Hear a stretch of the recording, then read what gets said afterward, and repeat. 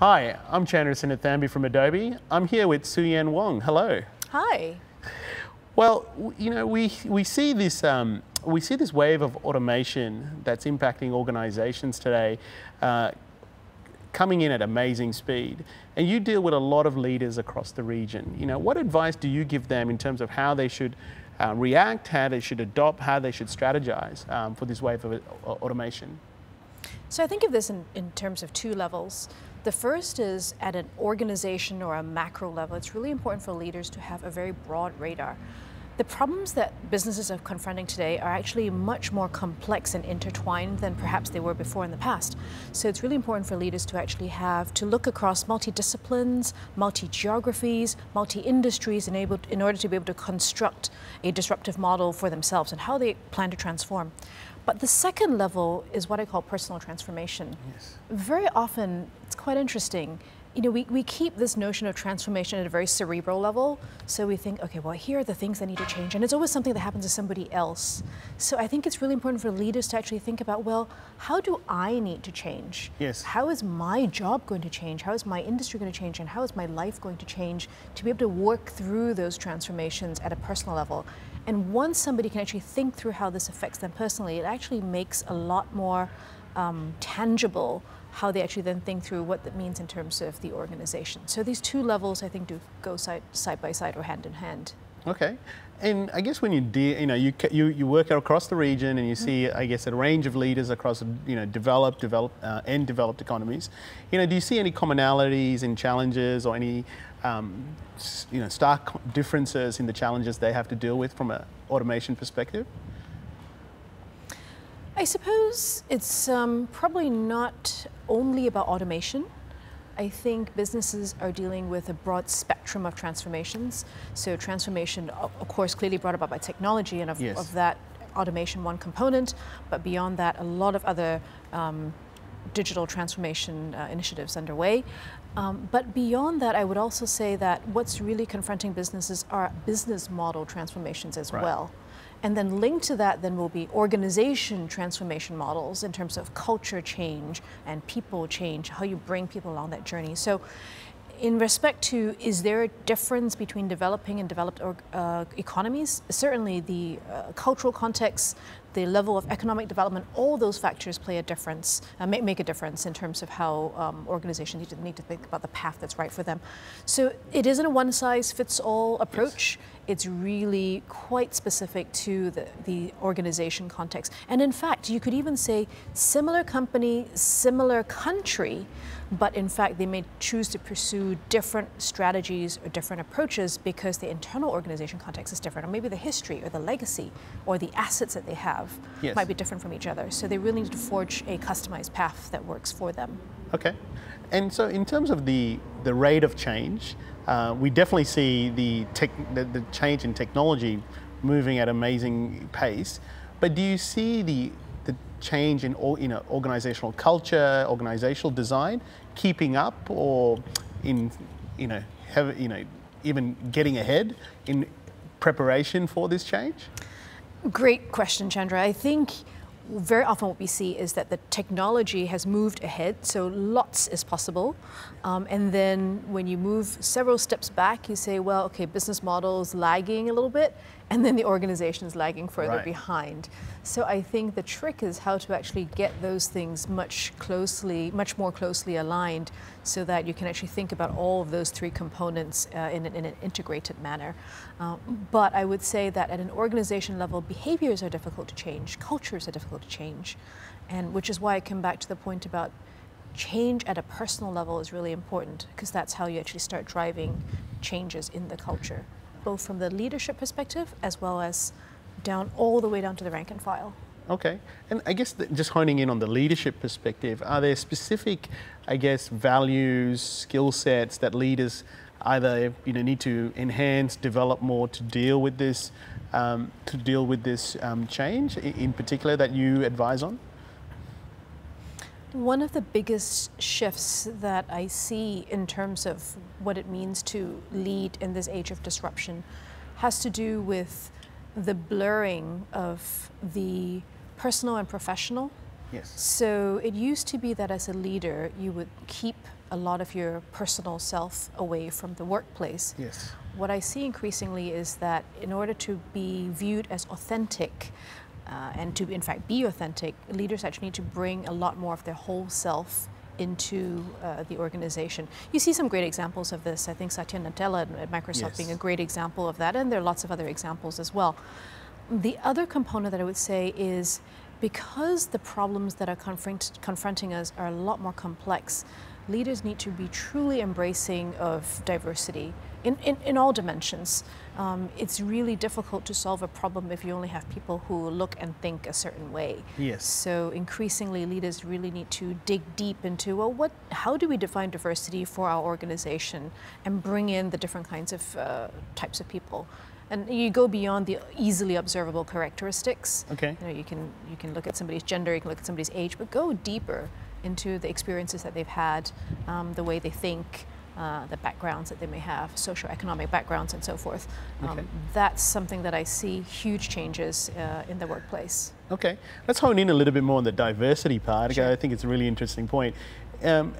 What do you see in terms of the key components of this diversity the leaders should be looking for? You mentioned there's a few elements there, but I guess also, if I'm looking to hire new talent to help me accelerate this change, what are the traits, values, skill sets that me as a leader should be looking for? I think when you're looking at how to solve problems today, you need a very holistic perspective.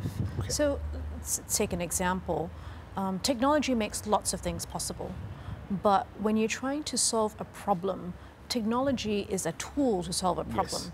So increasingly what we are seeing is that, and you can, even the Silicon Valley companies, they're looking for people who have the arts majors or the history majors, the people who can think about psychology, who can think about behavior, who can think about putting all those components together with the technology. So it's about forming a team that has a breadth of experiences and a breadth of backgrounds to be able to look at it from different perspectives.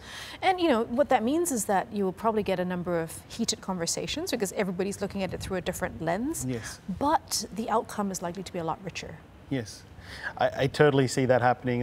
Even in recent times, I've come across new CEOs that come from Right. an accounting background and a legal background, bringing totally different perspectives Exactly. to the function of a CIO. Indeed. So let's change gears a little bit here. And we've spoken about the leader's perspective and what they need to look at. Let's flip it around more now to look at it from a talent's perspective. So if I was a young individual and looking to now get myself ready for the workforce, what advice would you give me in this ever-increasing, fast-paced, highly connected world that I'm entering? What do you think is the key skill sets that I need to possess to start my career? I think there are a lot of fundamental building blocks that are important. So for example, problem-solving skills, critical thinking, communication skills, creativity. I think these are some of the examples of the building blocks.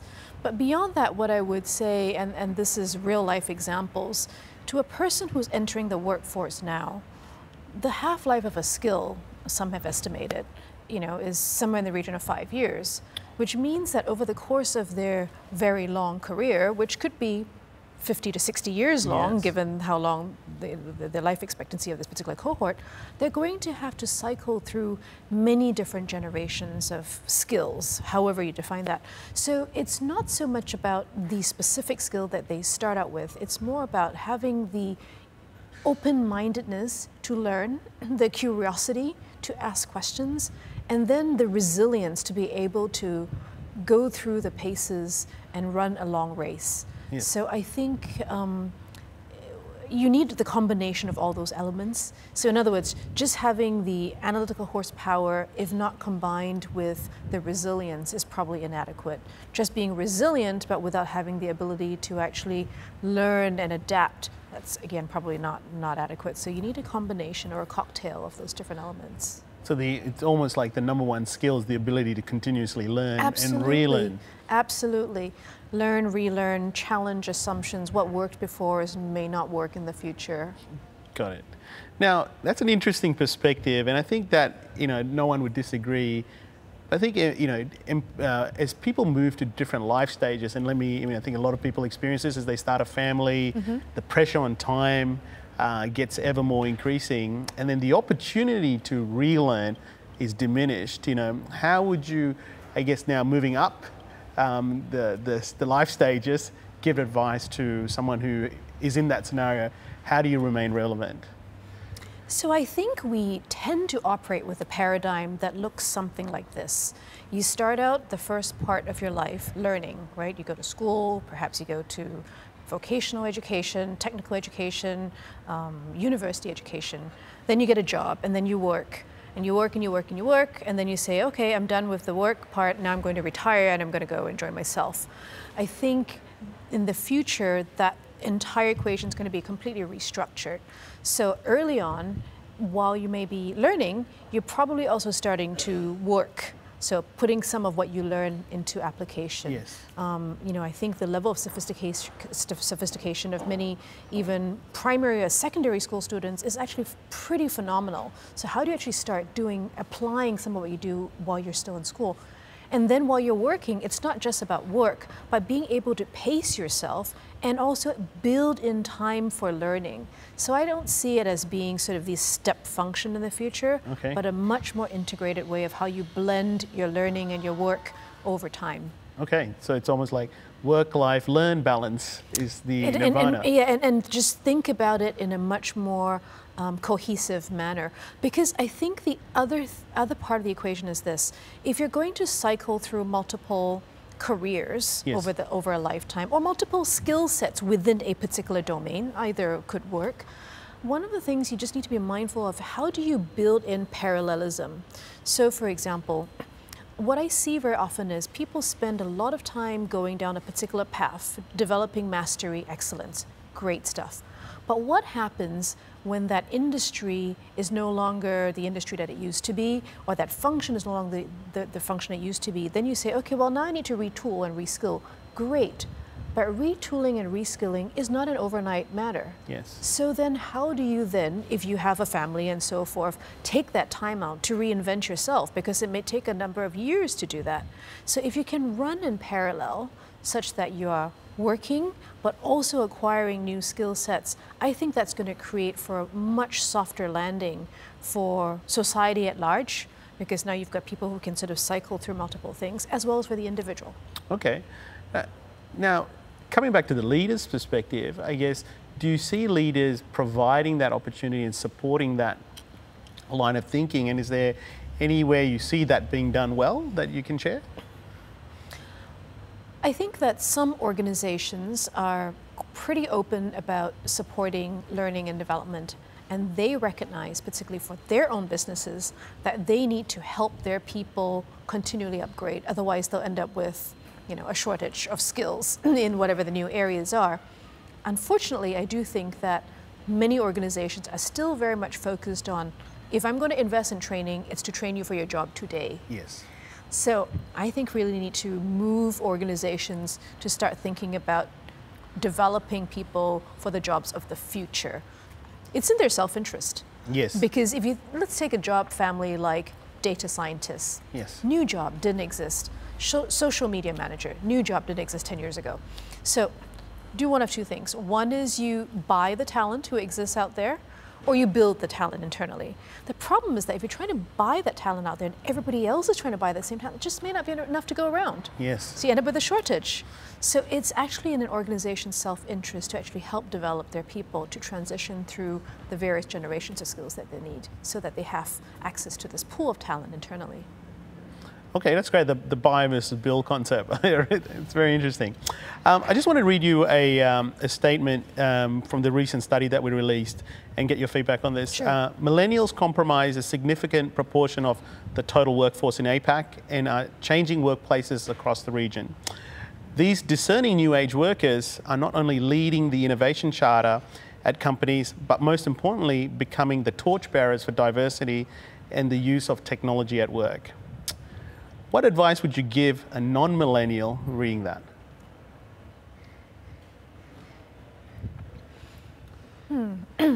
I suppose there I would answer the question two ways, because non-millennials, it's very difficult to categorize everybody into the same bucket as well. But first level of perspective that I would provide is we need to rethink the workplaces for the future, or indeed the workplaces for today. The consumer experience that we all have, whether it's how you use Amazon or how you use Google, we bring that same sort of consumerization expectation into the workplace. Yes. Particularly students coming out of school today, there is a certain expectation. So then if you go into a workplace and it's a completely different experience, so you can't access the internet, there's still companies that actually don't allow access to the internet, yes. for example, or it's a much more perhaps straight-laced environment where you don't actually have the freedom to collaborate in the same way that you're used to collaborating. So Facebook, for example, lots of collaboration going on. Then at the individual level, I think the new workforce that's coming kind of goes, well, there's a big disconnect between how I live my life and how I work.